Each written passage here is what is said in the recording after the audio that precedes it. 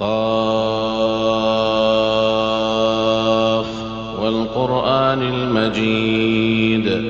بل عجبوا أن جاءهم منذر منهم فقال الكافرون هذا شيء عجيب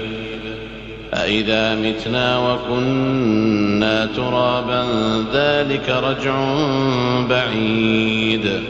قد علمنا ما تنقص الأرض منهم وعندنا كتاب حفيظ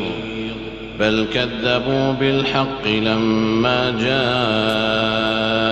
فهم في أمر مريج أفلم ينظروا إلى السماء فوقهم كيف بنيناها وزيناها وما لها من فروج والأرض مددناها وألقينا فيها رواسي وأنبتنا فيها من كل زوج بهيج تبصرة وذكرى لكل عبد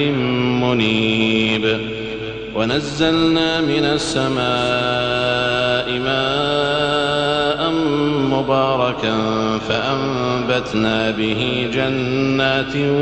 وحب الحصيد والنخل باسقات لها طلع نضيد رزقا للعباد وأحيينا به بلدة ميتا كذلك الخروج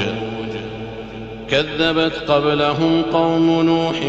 وأصحاب الرس وثمود وعاد وفرعون وإخوان لوط وأصحاب الأيكة وقوم تبع كل كذب الرسل فحق وعيد أفعينا بالخلق الأول بل هم في لبس من خلق جديد ولقد خلقنا الإنسان ونعلم ما توسوس به نفسه ونحن أقرب إليه من حبل الوريد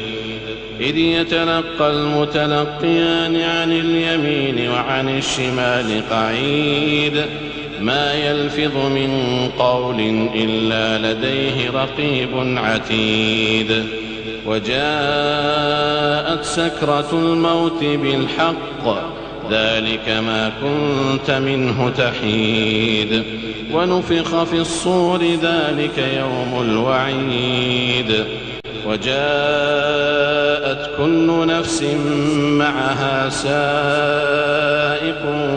وشهيد لقد كنت في غفلة من هذا فكشفنا عنك غطاءك فبصرك اليوم حديد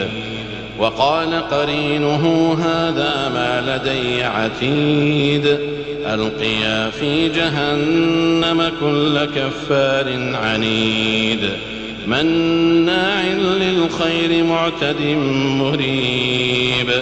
الذي جعل مع الله إلها آخر فألقياه في العذاب الشديد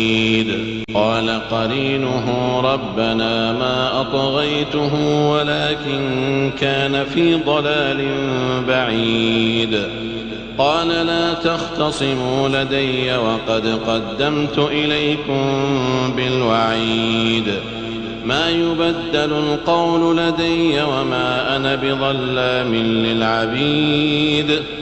يوم نقول لجهنم هل امتلأت وتقول هل من مزيد وأزلفت الجنة للمتقين غير بعيد هذا ما توعدون لكل أواب حفيظ من خشي الرحمن بالغيب وجاء بقلب منيب ادخلوها بسلام ذلك يوم الخلود لهم ما يشاءون فيها ولدينا مزيد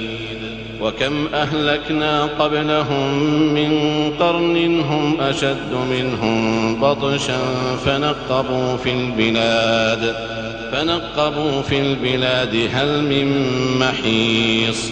إن في ذلك لذكرى لمن كان له قلب أو ألقى السمع وهو شهيد ولقد خلقنا السماوات والأرض وما بينهما في 6 أيام وما مسنا من لغوب فاصبر على ما يقولون وسبح بحمد ربك قبل طلوع الشمس وقبل الغروب ومن الليل فسبحه وأدبار السجود واستمع يوم ينادي المناد من مكان قريب يوم يسمعون الصيحة بالحق ذلك يوم الخروج إنا نحن نحيي ونميت وإلينا المصير يوم تشقق الأرض عنهم سراعا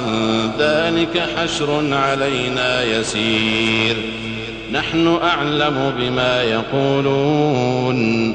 وما أنت عليهم بجبار فذكر بالقرآن من يخاف وعيد